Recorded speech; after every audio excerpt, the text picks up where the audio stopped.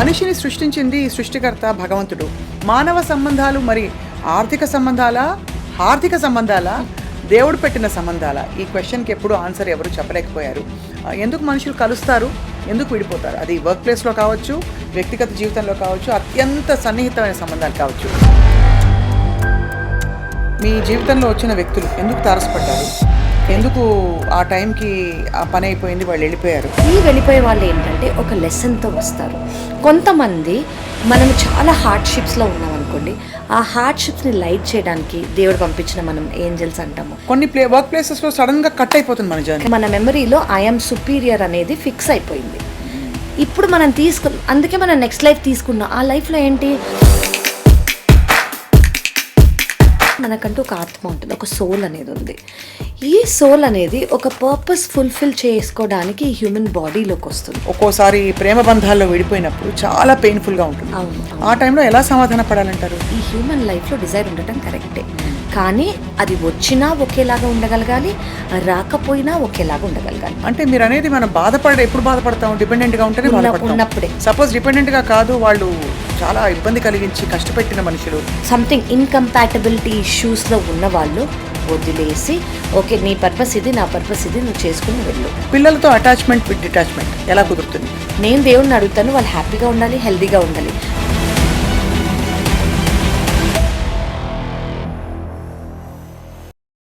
Hello and welcome back to సీక్రెట్తో స్నేహం. చాలా పాపులర్ అయిన మా ఫస్ట్ ఫ్యూ ఎపిసోడ్స్ తర్వాత విపరీతమైన డిమాండ్ వచ్చింది, రిక్వెస్ట్ వచ్చింది, మళ్ళీ మనం ఈ సిరీస్ స్టార్ట్ చేయాలని చెప్పి.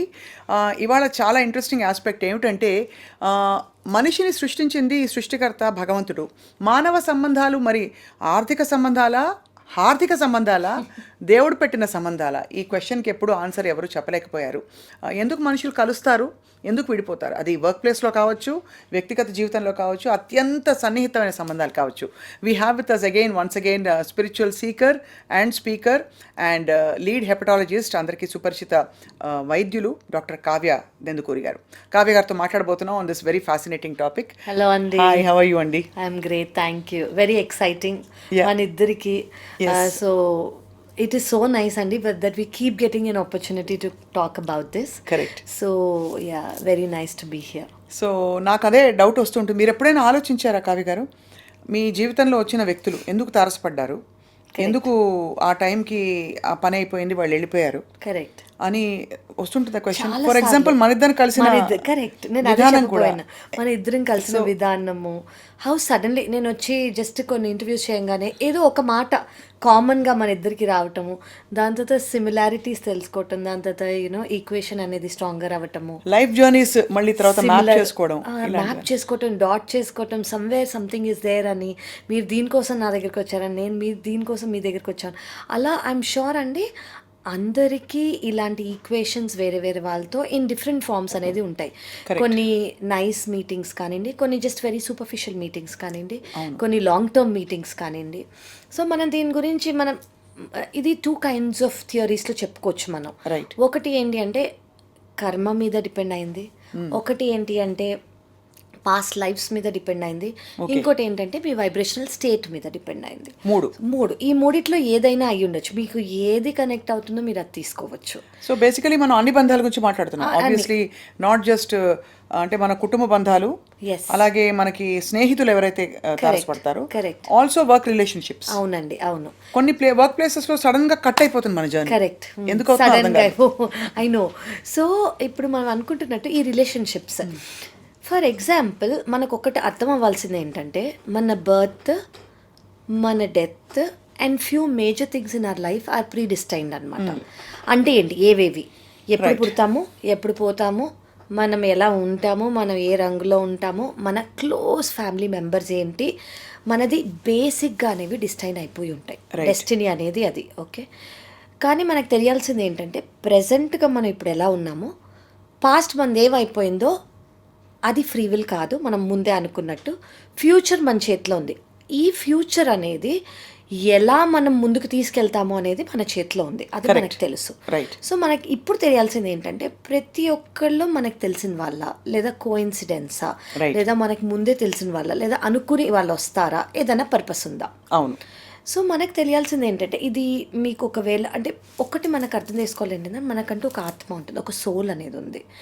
ఈ సోల్ అనేది ఒక పర్పస్ ఫుల్ఫిల్ చేసుకోవడానికి ఈ హ్యూమన్ బాడీలోకి వస్తుంది. కరెక్ట్. సో ఆ పర్పస్ అనేది ఏంటి, ఒక్కొక్కరికి ఒక్కొక్కటి అవుతుంది. అందరికీ పెయినే కాదు, కర్మనే కాదు. అంటే ఓకే ఈ కర్మ ఫినిష్ చేయడానికి నేను ఈ బాడీలోకి వచ్చానా. కొంతమంది లైట్ గివర్స్, లైట్ వర్కర్స్ కూడా ఉంటారు, హీలర్స్ కూడా ఉంటారు. అంటే కొంతమంది వచ్చి కొంతమంది లైఫ్లో సొల్యూషన్స్గా కానివ్వండి, డిఫికల్టీస్ని కానివ్వండి, లవ్ని కానీ ఇవ్వడానికి, సొల్యూషన్స్ ఇవ్వడానికి. కొంతమంది జస్ట్ అలా వచ్చి గురువులాగా వచ్చి ఒక టైనీ మూమెంట్ 1 minute ఒక మాట చెప్పేసి వెళ్ళిపోతారు. కరెక్ట్. అది మీకు లాంగ్ స్టాండింగ్గా గుర్తుండిపోయి ఆయన నాకు ఆ రోజు చెప్పారు, దట్స్ ఇంపాక్టింగ్ మీ అని అనిపిస్తుంది. కొంతమంది మీ పేరెంట్స్ కానివ్వండి, మీ సిబ్లింగ్స్ కానివ్వండి, మీ పుట్టిన వాళ్ళు, మీ హస్బెండ్, ఇదంతా డెస్టినీ. అదే. కానీ ఎవరైతే వస్తారో అది మీ లైఫ్ పర్పస్ అంటూ ఏది ఉందో. ఇప్పుడు కొంతమంది అంటే ప్రతి వాళ్ళని అలా అనుకోవాలంటారా? ప్రతి ఒక్కళ్ళని అంటే మేజర్గా ఇప్పుడు కొంతమంది ఏం బిలీవ్ చేస్తారంటే మనం ఎవరిని చూసినా కొంతసేపు మాట్లాడుకున్నాం. కొంతమంది ఒక డిఫికల్ట్ టాస్క్ని లైట్ చేయడానికి దేవుడు పంపిస్తారు. ఇప్పుడు మన సోల్ పర్పస్ ఈ లైఫ్లో ఒక పెద్ద టాస్క్ ఉంది. ఆ టాస్క్ని హెల్ప్ చేసే వాళ్ళ మన బెస్ట్ ఫ్రెండ్స్ కానో, మన సిబ్లింగ్స్ కానో, లేదా మనకి ఆ సొల్యూషన్ ఆల్రెడీ తెలిసిన వాళ్ళ లాస్ట్ లైఫ్లోనో ఈ లైఫ్లోనో ఎక్స్పీరియన్స్ చేసిన వాళ్ళు. ఇప్పుడు మనం ఇద్దరమే అనుకోండి, సో మెనీ మన కాన్వర్జేషన్స్ మనం అనుకుంటాం కదా, ఓకే ఇది మీకు తెలుసు ఇది ఎలా సాల్వ్ చేయాలో అని మనం అనుకుంటాం. Why did you come to me to tell me that? అది అనేది ఈజీ నాకు చేయడానికి. సో యాదృచ్ఛికం అంటూ ఏది ఉండదు, అన్నీ మోస్ట్లీ ప్రీడెస్టైన్డ్. అండ్ ఇంకోటి మనకు తెలియాల్సింది ఏంటంటే చాలా మటుకు ఇప్పుడు ఫర్ ఎగ్జాంపుల్ మనము ఒక స్కూల్కి వెళ్ళాము, స్కూల్లో మనకు అన్ని సబ్జెక్ట్స్ ఉన్నాయి. కొంట్లో 100 out of 100 వచ్చాయి. మ్యాథ్స్లోనో ఫిజిక్స్లోనో అవుట్ ఆఫ్ 100 మనకి 30 పాస్ అయితే 31 వచ్చాయి. అంటే 30 పాస్ అయితే 29 వచ్చాయి. మనం మళ్ళీ చదవాలి. ఓకే, ఆ మళ్ళీ చదువు అనేది next life if you believe in it. So if you believe in it. చాలా మంది అంటే చాలా మంది ఇది ఈ ఒక్క జన్మే ఉంది, మానవ జన్మ, మళ్ళీ జన్మలు ఉండవని నమ్ముతారు. కరెక్ట్. చాలా మంది జన్మల బంధం అని కూడా చెప్పుకుంటారు. కరెక్ట్. అండ్ కొంతమంది చూసినప్పుడు నిజంగానే ఇన్ఎక్స్ప్లికబుల్ గా వీళ్ళు మనకు తెలిసే అనే ఫీలింగ్ వస్తుంది కదా. అండ్ ఆ ఈక్వేషన్ అనేది మిమ్మల్ని మీరు ఎక్స్పీరియన్స్ అదే ఈజీగా you can just mingle with them. అది అంటే ఏదో తెలుసు నాకు వీళ్ళలో, ఆల్రెడీ వాళ్ళలో. అంటే కొంతమందితో మనం అర్థం చేసుకోవడానికి వాళ్ళకి ఇది ఇష్టం, వాళ్ళకి ఇది ఇష్టం లేదు అని తెలుసుకోవడానికి నెలల నుంచి ఏడాది పడుతుంది. అదే కొంతమందిని మీట్ అవ్వగానే నాకు ఆల్రెడీ తెలుసు, ఇలా మాట్లాడితే నచ్చుతుంది, ఇలా మాట్లాడితే నచ్చదు అని వెంటనే మనకు తెలిసిపోతుంది. ప్రాబబ్లీ అది మీ ఒక సంస్కారం, అంటే ఒక కర్మ, ఒక మెమరీ మీ బాడీలో. సో అలాగే సో ఇప్పుడు మీకు ఇందాక మనం అనుకున్నట్టు ఫిజిక్స్లో 30 రావాలి కానీ 29 వచ్చింది. సో మీకు ఈ లైఫ్ అనేది మీకు మళ్ళీ ఫిజిక్స్లో పాస్ అవ్వడానికి ఇచ్చారు. సో ఈ ఫిజిక్స్లో పాస్ అవ్వడానికి మీరేం చేయాలి, కష్టపడాలి. సో నేను ఎందుకు కష్టపడుతున్నాను అని లైఫ్లోకి వచ్చేసాక మనం అనుకుంటే కష్టానికి ఒక కారణం ఉంది. మనం అసలు ఈ లైఫ్ తీసుకుందే ఆ కష్టమే ఓకే ఫినిష్ చేయడానికి. కానీ మోస్ట్ ఆఫ్ ద పీపుల్ ఏమనుకుంటారు, అబ్బా నాకు ఈ కష్టం ఎందుకు వచ్చింది, నాకు ఎందుకు వచ్చిందని అలా అనుకుని మళ్ళీ మనం నేర్చుకోలేదు, ఫిజిక్స్లో పాస్ అవ్వలేదు. కరెక్ట్. సో మళ్ళీ ఛాన్స్ ఇస్తారు దేవుడు. నెక్స్ట్ టైం కూడా నేర్చుకోలేదు, ఈసారి ఒక స్ట్రాంగ్ మనిషిని అంటే ట్యూటర్గా పెడతారు. ట్యూటర్గా పెట్టి ఓకే 29 వస్తున్నాయి, అర్థం కావట్లేదు నేర్చుకోవడానికి, నువ్వు ట్యూషన్కి రాని, మీరు ట్యూషన్గా వెళ్ళండి. అదే మనకు ఒక experience as a human being. And ఆ హ్యూమన్ బీయింగ్స్ టిపికలీ మనకి కష్టపెట్టడానికి వస్తారు ఫర్ అ పర్పస్. కానీ ఈ ఆంతర్యం కనుక అర్థం చేసుకోగలిగితే బహుశా మనుషుల్ని బ్లేమ్ చేయడం కానీ, కష్టపెట్టడం కానీ, అంటే కష్టపడడం కానీ మనం అదే ఇది ఎందుకు మనకి జరుగుతోందని కానీ మనం అనుకోవన్నమాట. సో ఇలాగే వాళ్ళు వచ్చి మనకు ఒక బేసిక్లీ ఇది నేర్చుకోవడానికి వచ్చాం, ఇది చేయడానికి వచ్చాం, ఇది ఫుల్ఫిల్ చేయడానికి వచ్చాము అని మనం అనుకోగానే వాళ్ళు చెప్పింది మనం ఇట్టే అర్థం చేసుకోగలిగితే, అంటే అది కూడా టైం పడుతుంది. కానీ ఎవరు ఎందుకు వచ్చారు అని మనం ఒక మినిస్క్యూల్ టైం తీసుకొని ఓకే వీళ్ళు ఎందుకు వచ్చుంటారు, ఎందుకంటే ఫస్ట్ ఎవరిలో వాళ్ళ ప్యాటర్న్స్ అనేవి ఫాలో అవుతున్నారు అనుకోండి, ఇదే నాకు మళ్ళీ మళ్ళీ అవుతుందని అందరికీ అనిపిస్తుంది. అది జాబ్ అవ్వచ్చు, రైట్, రిలేషన్షిప్ అవ్వచ్చు, ఒక కైండ్ ఆఫ్ ఇంపాక్ట్. అంటే ఈ హర్ట్ నన్ను ఎందుకు గ్రాంటెడ్గా తీసుకున్నారు, నాతోనే ఎందుకు ఇలా అవుతుందని ఒక విషయంలో ఖచ్చితంగా వాళ్ళకి అనిపిస్తుంది. ఇక్కడ ఒక క్వశ్చన్ అడగాలి, మీరు గ్రాంటెడ్ అన్నారు కాబట్టి. ఒక్కొక్క ఫేజ్ ఆఫ్ లైఫ్లో మనం మన పరిసరాల్లో ఉండే వ్యక్తులందరూ, ఫ్యామిలీ కావచ్చు, మన వర్క్కి వెళ్ళే ప్లేస్లో కావచ్చు, ఫ్రెండ్స్ కావచ్చు, మరీ గ్రాంటెడ్గా తీసేసుకుంటున్నారు, మనకి వాల్యూ ఇవ్వట్లేదు, మన విలువ వాళ్ళకి తెలియట్లేదు అనే ఒక ఫీలింగ్లోకి వెళ్తాం. అప్పుడు what is life trying to teachers అంటారు? అంతే, ఇది చాలా ఇంపార్టెంట్ అండి. ఇప్పుడు ఒకళ్ళు అనేది ఇప్పుడు మనం అనుకున్నాం కదా, ఈ లైఫ్లోకి ఒక లెసన్ అనేది అర్థం చేసుకోవడానికి వచ్చామని. ఫర్ ఎగ్జాంపుల్, దీనికి చాలా నేను బిలీవ్ చేసేది ఏంటంటే కర్మ అంటే ఏంటంటే అందరూ ఏమనుకుంటారంటే, ఓకే నేను కష్టాలు పడుతున్నాను, నా కర్మ అయిపోతుంది, నేను సుఖాలు పడుతున్నాను, నేను లాస్ట్ లైఫ్లోనో ముందులోనో చాలా మంచి చేశాను. యాక్చువల్లీ కర్మ అంటే అది కాదు. అంటే అది కూడా, బట్ అదొక్కటే కాదు. ఇప్పుడు మనమంటూ ఒకటి ఉన్నాం, మన ఇన్నర్ సెల్ఫ్, కానీ దాని చుట్టూ ఉన్న మన ఐ అనేది ఉంది కదా. అంటే నేను కావ్య, నేను ఒక డాక్టర్, నేను ఒక ఎండోస్కోపీ చేస్తాను, నాకు ఒక అట్లా మన ఐ కనుది చాలా మెమరీస్ ఉంటాయి. I can eat, I can drink, నేను తినగలను, నేను తాగగలను, నేను ఎండోస్కోపీ చేయగలను, నేను కార్ డ్రైవ్ చేయగలను. అలా మనకి ఒక మిలియన్స్ ఆఫ్ మెమరీస్ ఉంటాయి. ఈ మిలియన్స్ ఆఫ్ మెమరీస్ని మనం కట్ చేసుకుంటూ ఈ సెల్ఫ్ దగ్గరికి మనం రాగలగాలి. ఈ సెల్ఫ్ దగ్గరికి వచ్చినప్పుడు వీఆర్ వన్, అంటే వీఆర్ సుప్రీం. ఇంకా that is the whole purpose of human life. Okay, so మనం ఏం చేస్తాం ఈ లైఫ్లో, మనం సుపీరియారిటీ, ఓకే అందరినీ ఆర్డర్ చేసాం, నువ్వేంటి కూర్చో, నువ్వు నాకు అది ఇవ్వు, నువ్వు కూర్చో, ఇవన్నీ చేసాం. అంటే ఏంటి, మన మెమరీలో ఐఎమ్ సుపీరియర్ అనేది ఫిక్స్ అయిపోయింది. ఇప్పుడు మనం అందుకే మనం నెక్స్ట్ లైఫ్ తీసుకున్నాం. ఆ లైఫ్లో ఏంటి, మనం సుపీరియర్ అనే మెమరీ కట్ చేయాలి, అంటే ఏంటి, ఇన్ఫీరియర్ అవ్వాలి. సో మనకు వచ్చే ఎక్స్పీరియన్సెస్ అంతా ఇన్ఫీరియారిటీ ఫీల్ అవ్వడానికి, అది ఫీల్ అయ్యి ఆ మెమరీ కట్ అవ్వడానికి. కానీ మనం ఏం చేస్తాం, నాకు ఎందుకు ఇన్ఫీరియర్, వాళ్ళు ఎందుకు నన్ను తక్కువ చూస్తారు. ఈ ప్రోగ్రామింగ్ అంతా ఎవరు చేస్తారు? ఇది 1 ఈజ్ మీ మెమరీ, 2 ఈజ్ ఇప్పుడు దీని మీద ఏం లేదు, ఇది బ్లాంక్ స్లేట్, మనమే రాసుకున్నాం, ఈ రాసుకున్నంతా తుడిచేయాలి. సో రాసిందంతా మనమే. సో అది మనం తుడిచేయగలిగామనుకోండి, be become blank slate like the universe, one with the universe. ఇది అవ్వడానికే మన ప్రయత్నం అంతా. సో అందుకనే మనం ఈ పెయిన్, ప్లెజర్ అనే ఈ డ్యువాలిటీ ఏదైతే ఉందో దాని నుంచి బయటపడడానికి అవేర్నెస్లో ఉండాలి. కాబట్టి ఇవన్నీ తెలుసుకోవాలి. ప్రతి ఒక్క సెకండ్ అవేర్నెస్ అనేది ఉండాలి. చాలా కష్టం ఇది. ఎంత కష్టం అండి, బికాస్ ఇప్పుడు అవేర్నెస్లో ఉంటూ, ఫర్ ఎగ్జాంపుల్ ఇప్పుడు బంతి ఆట ఆడుతున్నారు, ఒక బంతిని 10 మంది చేస్తున్నారు అనుకోండి, మనకు తెలుసు బంతి ఒకటే బంతి అని ఫిలాసఫీలోకి వెళ్ళిపోయాం అనుకోండి, we can't play the game. You can't play the game. కానీ ఇంకోటి ఒకటి చెప్తారు, అది ఆడే ముందు అది ఆట అని తెలుసుకోండి. అది you can win, you don't get attach to the outcome. అదొక్కటి మనం తెలుసుకున్నాం అనుకోండి, 100%. ఇప్పుడు నేను బయటికి వెళ్ళగానే ఒక మంచి కాఫీ తాగాలి అని నేను అనుకుంటాను, కానీ కాఫీ దొరకకపోతే, వామ్మో నా కాఫీ దొరకకపోతే నాకేమైపోతుందో అన్న అవుట్కమ్కి అటాచ్ అయిపోకండి. డిజైర్ ఉండటం తప్పు కాదు, ఈ హ్యూమన్ లైఫ్లో డిజైర్ ఉండటం కరెక్టే, కానీ అది వచ్చినా ఒకేలాగా ఉండగలగాలి, రాకపోయినా ఒకేలాగా ఉండగలగాలి. ఒకవేళ మనం అలా ఉన్నామనుకోండి, ఇదంతా ఒక ప్లే అని మనకు అర్థమైంది అనుకోండి, స్థితప్రజ్ఞత వస్తుంది. అంతే, దట్ ఈస్ ఈక్వానిమిటీ. అంతే, అదే మనం ట్రై చేసేది. సో లెట్స్ మళ్ళీ రిలేషన్షిప్స్ గురించి మాట్లాడుతూ, కొంతమంది వ్యక్తులు మన లైఫ్లో ఎక్కువసేపు ఉంటారు. ద మోస్ట్ పెయిన్ఫుల్ థింగ్, కొంతమంది వ్యక్తులు మన లైఫ్లోంచి వెళ్ళిపోయినప్పుడు, ఈదర్ బై డెత్ అంటే కనీసం దానికి ఎక్స్ప్లెయిన్ చేసుకోగలుగుతాం, అంటే ఎవరైనా పోవాల్సిందే కదా అని. కానీ పార్ట్ అయినప్పుడు, మన ఫ్రెండ్స్తో పోట్లాడి శాశ్వతంగా విడిపోయినప్పుడు, లేదు ఒక్కోసారి ప్రేమ బంధాల్లో విడిపోయినప్పుడు చాలా పెయిన్ఫుల్గా ఉంటుంది.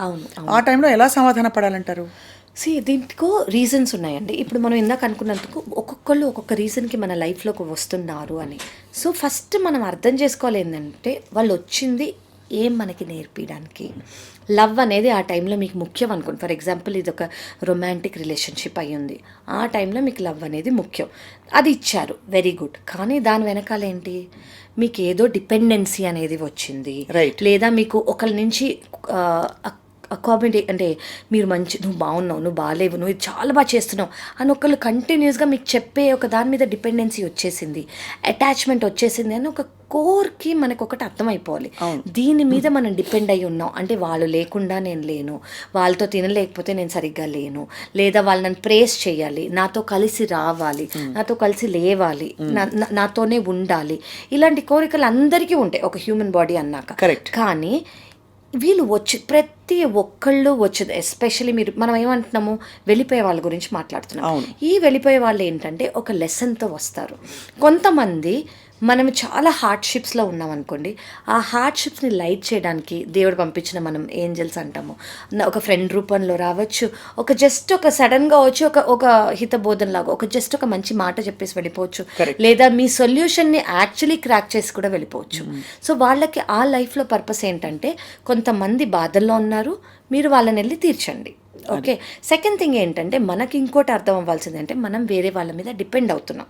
మనం ఏ రోజు వరకు అయితే వాళ్ళ మీద డిపెండ్ అవుతామో ఆ రోజు వరకు మనకు ఒకళ్ళు కావాలి. అవును, అది ఈ మనిషి కాకపోతే ఇంకో మనిషి కాకపోతే ఇంకో మనిషి కాకపోతే ఒక బుక్ కాకపోతే ఒక టీవీ కాకపోతే ఒక పెట్. సో డిపెండెన్సీ అనేది రాకుండా, ఇప్పుడు మనకు దానివల్ల వచ్చేదేంటి, స్ట్రెంగ్త్. ఇప్పుడు ఒకరు వెళ్ళిపోయారు ఒక రిలేషన్షిప్లోంచి అంటే, ఇక్కడ మనం నేర్చుకోవాల్సింది ఏంటి, స్ట్రాంగ్గా ఉండటం, డిపెండ్ అవ్వకుండా ఉండటం.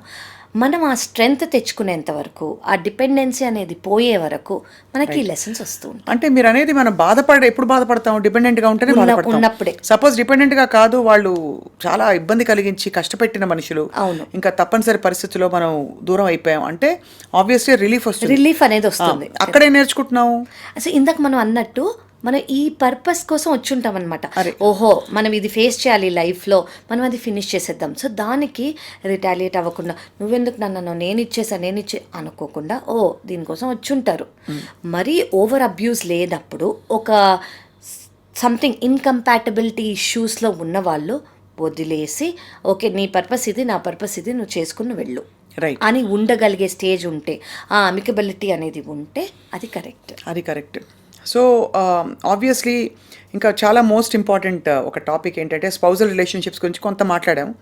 బట్ పిల్లల్ని ఆల్మోస్ట్ పెంచేటప్పుడు మనం వాళ్ళ కేర్ టేకర్స్గా, గార్డియన్స్గా, ఒక భగవద్ కార్యంగా, అంటే దేవుడిచ్చిన ఒక పనిగా చూసి పిల్లల్ని చాలా శ్రద్ధగా, నిబద్ధతతో పెంచి వాళ్ళని ప్రపంచంలో వదిలేసినప్పుడు అప్పుడు ఎక్స్పెక్టేషన్స్ మొదలవుతాయి చాలా మంది పేరెంట్స్.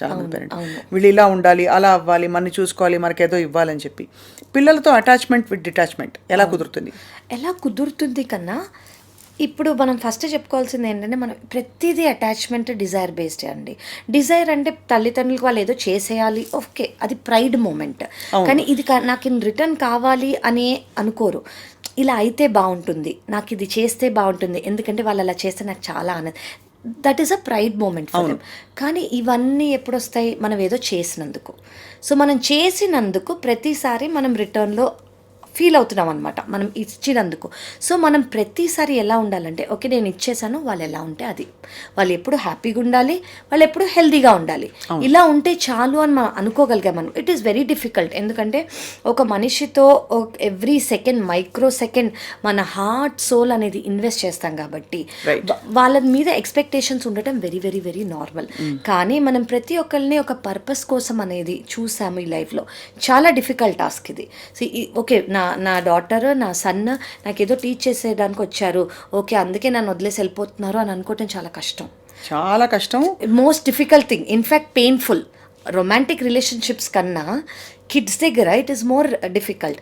సో ఆ టైంలో మనం ఒకటి చెప్పుకోవాలి, ఓకే నేను దేవుణ్ణి అడుగుతాను, వాళ్ళు హ్యాపీగా ఉండాలి, హెల్తీగా ఉండాలి, నాకు ఏం రిటర్న్లో ఇచ్చారు అనేది కాదు అని మనం ఒకటి మైండ్లో చెప్పుకోగలిగామనుకోండి. అండ్ మనం ఏం చేయాలంటే, వాళ్ళు ఎలా చేస్తున్నారు, వాళ్ళు ఏం చేస్తున్నారు అనేది కరెక్ట్గా చేస్తున్నారా లేదా అని చూసుకోగలిగితే చాలు. మనకున్న ఎక్స్పీరియన్స్కి, మనకున్న విజ్డమ్కి ఆ మాత్రం వాళ్ళని గైడ్ చేయగలిగితే చాలు. సో అంతవరకు మనం చూసుకొని మిగతాదంతా వాళ్ళు ఎంత ఇస్తే ఓకే, వాళ్ళు ఇన్ రిటర్న్ లవ్ ఇచ్చారా, ఓకే ఇవ్వలేదా, ఓకే ఆ ఇవ్వలేదు కూడా ఒక డెస్టినీ. అది మన డెస్టినీ అని మనం అర్థం చేసుకోగలిగితే, అంటే కొన్ని మన చేతిలో ఉన్నాయి, వాళ్ళు ఎలా రియాక్ట్ చేశారో దాన్ని ఫీల్ అవ్వకపోవటం మన చేతిలో ఉంది. కానీ కొన్ని డెసిషన్స్ అనేవి మన చేతుల్లో లేవు. ఇవి మన చేతుల్లో లేవు అని మనం ఫస్ట్ అర్థం చేసుకోవాలి. ఇది అర్థం చేసుకున్న రోజు దానికి ఎమోషన్ అటాచ్ చేయం. ఇన్ఫాక్ట్ పిల్లలతోనే కాదు, మీరు అన్నట్టుగా ఇంకొక మనిషి నడవడిక కానీ, వాళ్ళ జీవిత మార్గాలు కానీ మన చేతుల్లో లేవని ఎంత స్పౌస్ అయినా కూడా, ఎవరైనా ఎప్పుడైతే అర్థం చేసుకుంటామో జరిగే పరిణామాలకి వి విల్ యాక్ట్ అంతే ఇన్ అవర్ హైయెస్ట్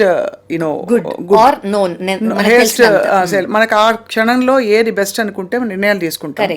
సో ఆధ్యాత్మికత లేదు, స్పిరిచువల్ వే ఆఫ్ బీయింగ్ అంటే చాలా మంది ఏమనుకుంటారంటే, ఏ నాన్ సెన్స్ వచ్చినా భరించుకుంటూ పోవడం అనుకుంటారు, చాలా మంది అనుకుంటారు. అంటే అన్ని సహనంతో, ఓపికతో భరించుకుంటూ పోవడం కాదు.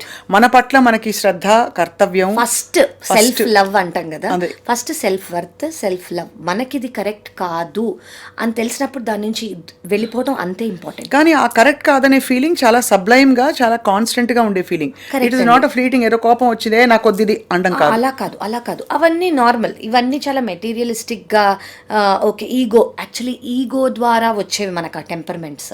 కానీ మనకి ఇది కరెక్ట్ కాదు అని లోపల నుంచి ఒకటి అనిపిస్తుంది, ఒక ఆన్సరో, ఒక వాయిసో, ఒక ఫీలింగో, ఒక ఎమోషనో మనకి లోపల నుంచి వస్తుంది చాలా స్ట్రాంగ్గా. అండ్ అది మీరు ఎప్పుడు మీకు అర్థమవుతుందంటే అదే ఎమోషన్ మీకు పదే పదే పదే పదే మీరు మళ్ళీ వచ్చి మీరు దాన్ని అడ్రస్ చేసేంత వరకు వస్తుంది. మీరు దాన్ని అడ్రస్ చేసిన రోజు పోతుంది అది.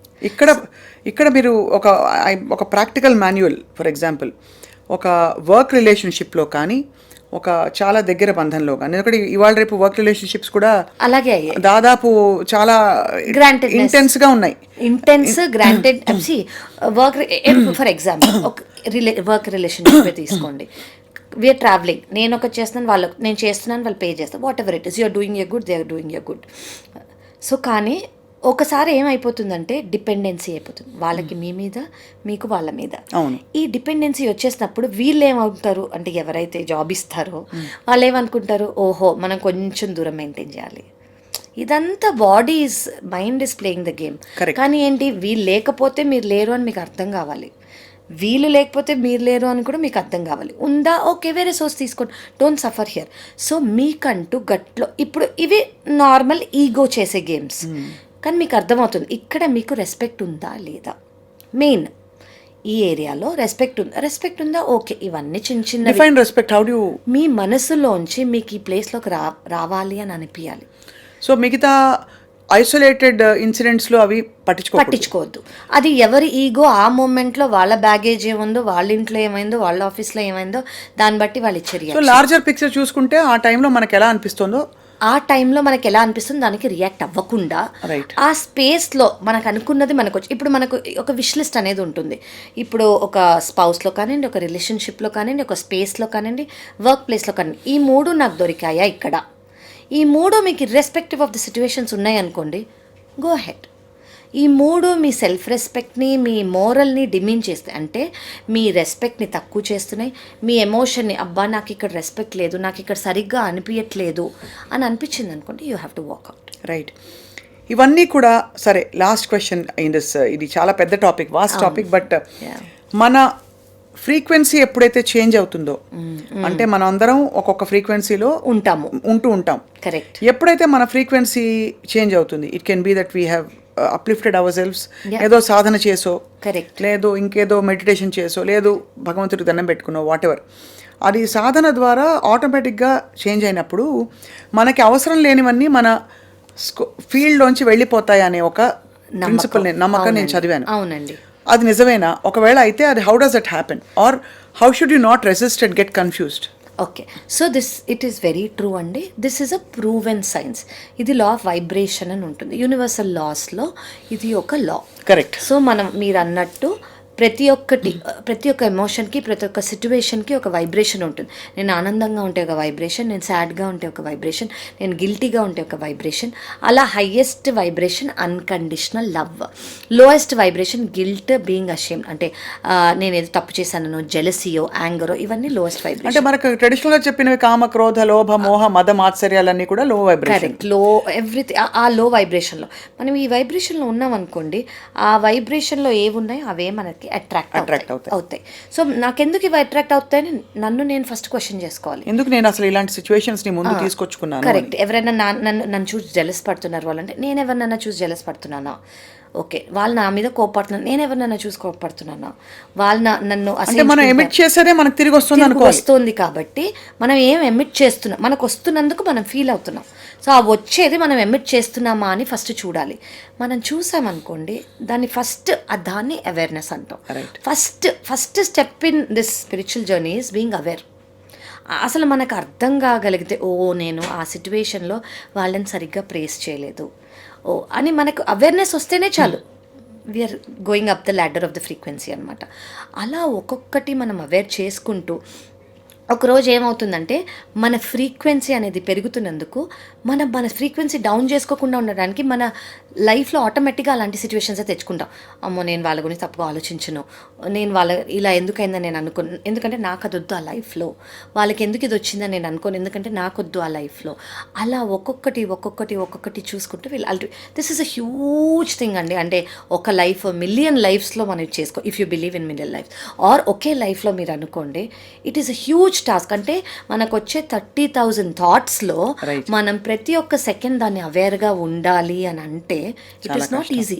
అది మీ ఇమ్మెన్స్ సాధన కానివ్వండి, మీ విల్ పవర్ కానివ్వండి, మీ అవేర్నెస్ ద్వారా. అంటే ఓకే ఒకళ్ళు చెప్పారు ఇది దీనివల్ల మనకి మంచిది అవుతోంది అంటే ట్రై చేసి చూద్దాం అని ట్రై చేసి మనం ఈ ఫ్రీక్వెన్సీ ల్యాడర్ని ఒకసారి మనం అర్థం చేసుకుంటే ఎవరు మన ఫ్రీక్వెన్సీ లేరో దాంట్లో నుంచి వెళ్ళిపోతుంది, అన్డిజైరబుల్ థింగ్స్ అని కూడా వెళ్ళిపోతాయి. అప్పుడు మనం అర్థం చేసుకోవాలి వాళ్ళు సడన్గా వెళ్ళిపోయారు అంటే ఓహో వాళ్ళు నా ఫ్రీక్వెన్సీలో లేరు అని మనం అర్థం.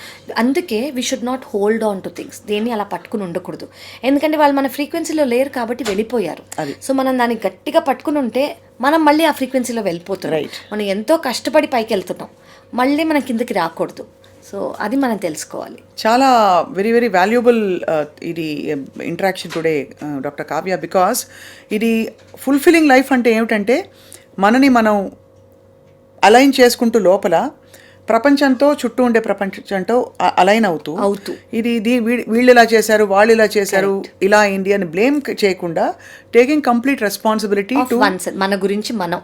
సో ఏదైనా ఇది మన కోసం మనం చేసుకోవాలి, మన వల్ల అయిందని తెలిసి మనం మార్చుకోవాలి. ఇంతే మనం చేయాల్సింది. That's why we create our reality అంటాం. We create our 100%. మన ప్రపంచాన్ని మనమే సృష్టించుకుంటున్నాం అనుక్షణం, మన ఆలోచనల ద్వారా, మన మాట ద్వారా, మన చర్యలు, మన క్రియల ద్వారా.